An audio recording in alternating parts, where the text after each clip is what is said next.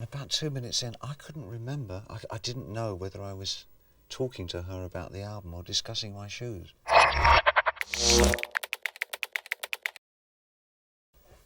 No, so what I'm saying is that it's I've been talking about the album a lot, so I'm trying to approach it from a different way. This answer to this question: why did I do a solo album?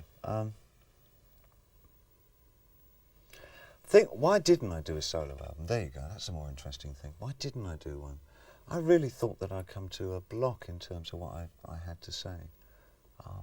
After the 1983 with Let's Dance, I found that I was in a real dilemma because for the first time in my life I was sort of an accepted, almost establishment artist. And up until that point I'd been something of a cult artist, you know, sort of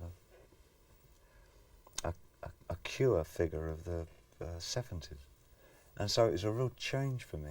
And I felt sort of indifferent about it all. I really didn't feel that I was fitting into that too well. And subsequently, I don't think I dealt with the next two albums particularly well. Because I thought the songs were very good. I really was happy about the songs on those two albums. But the arrangements weren't very good because I kind of gave it over to somebody else to do. And I didn't get implicitly involved again.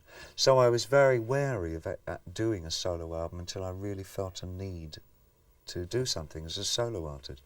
And that's why I fell into the hands of Reeves Gabrels and the Sales Brothers and got into a group situation, which I adored and had wonderful times with. And I'm looking forward to doing the next studio album later this year. But then it came to the point where I'd gotten to know Iman and we decided to get married. And we decided we wanted to have a church wedding, as being romanticists, I suppose. But the problem with that was that Iman's parents and her whole family are Muslim, and mine are all Christian, Church of England. So I had to think out, well, I can't have hymns playing in the church because that's not going to make everybody terribly comfortable. So I had to devise some kind of music that everybody was going to feel comfortable with. So I started writing music for the church. And writing that down because I didn't want guitar, because I've been working so much with guitar with Reeves. And it just wouldn't, that kind of aggressive sound didn't really suit the wedding, I thought. I wonder. Oh, well, we'll never know now. I started writing with wind instruments, saxophone and keyboards. So I had that kind of tone. And once I'd started writing that music, it opened up a whole lot of other ideas about things that I needed to write about from my point of view. You know? So that's kind of what motivated doing it.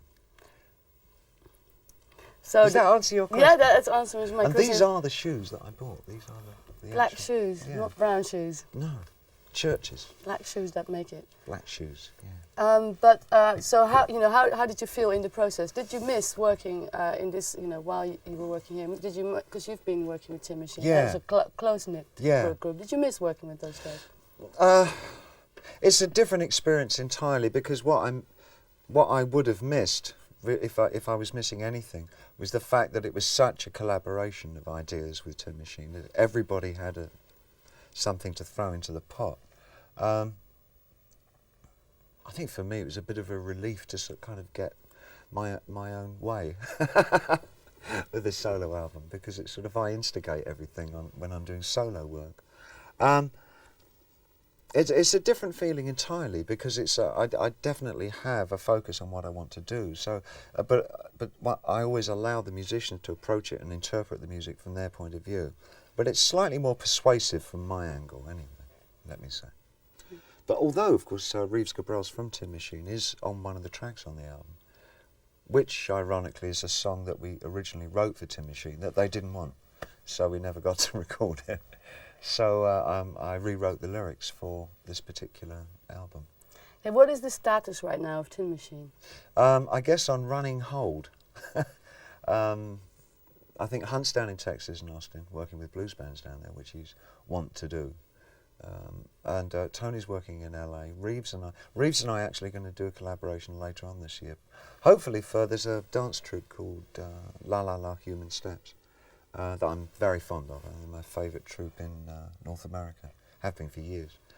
And Edward Locke, the choreographer of that group, has worked with me several times on several occasions. I think the best known is his Sound and Vision tour. He can conceptualise that. And he's asked me if I will write something for a kind of a ballet for them, or a dance piece for them. So Reeves and I hopefully will collaborate on that. Brilliant. And the studio album, I hope, will be towards the end of this year. We'll go back and do the third album. Fourth album, actually, because we had a live album out there somewhere. Okay, now, Yeah, here it is. question here is, how is married life, but more importantly, how has it affected the songs and the attitude on the new album?